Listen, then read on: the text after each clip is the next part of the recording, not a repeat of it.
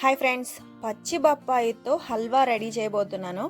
పచ్చి బొప్పాయిని నీట్గా చెక్కుకొని వాటిని ఇలా కట్ చేసుకొని దాని లోపల ఉన్న గింజలన్నీ తీసేసి మంచిగా తురుముకొని ఒక బౌల్లో పక్కన పెట్టుకోండి. అబ్బా, చూస్తే భలే అనిపిస్తుంది కదా తురుము.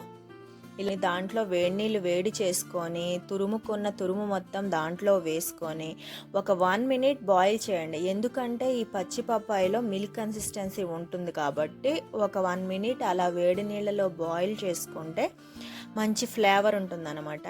ఆ పచ్చివాసన అంతా పోతుంది. చూడండి, ఇలా ఒక పొంగు వచ్చే వరకు బాయిల్ చేసుకోవాలి.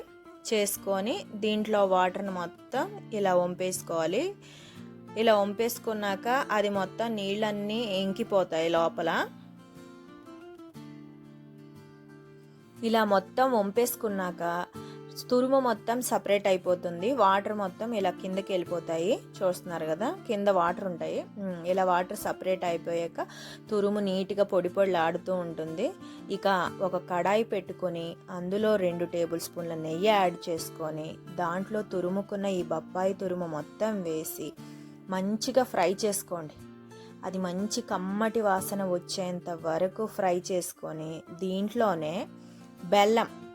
బెల్లం కావాలంటే బెల్లం యాడ్ చేసుకోవచ్చు, లేదంటే బెల్లం ఇష్టం లేని వాళ్ళు షుగర్ కూడా యాడ్ చేసుకోవచ్చు. చాయిస్ అయితే మీదే. నాకైతే బెల్లమే ఇష్టం కాబట్టి నేను బెల్లం యాడ్ చేసుకున్నాను.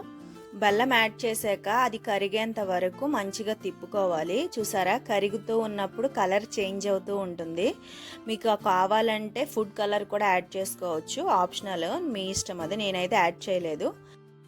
బెల్లం కరిగేలోపు మంచిగా నేతిలో డ్రై ఫ్రూట్స్ని ఫ్రై చేసుకుందాము. దీనికోసం 2 టేబుల్ స్పూన్ల నెయ్యి, దాంట్లో బాదం, జీడిపప్పు, కిస్మిస్లు వేసి మంచిగా రోస్ట్ చేసుకొని పక్కన పెట్టుకోవాలి. అది పక్కన పెట్టుకున్నాక ఇది మొత్తం కరిగిపోయింది. చూసారా, బెల్లం వేసింది మొత్తం తురుముకి మంచిగా పట్టేసి చాలా మంచి కలర్ వచ్చింది.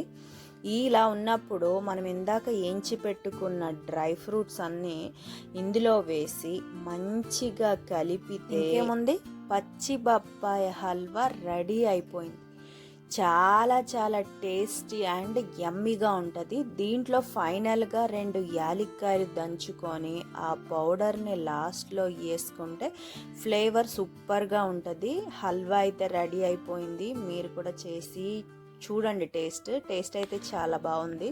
నేను ఫస్ట్ టైం చేసినా కూడా నాకు చాలా నచ్చింది. టేస్ట్ అయితే చాలా బాగా కుదిరింది. Healthy and very tasty, very simple recipe. నచ్చితే లైక్ చేయండి, షేర్ చేయండి, సబ్స్క్రైబ్ చేయండి. Thanks for watching.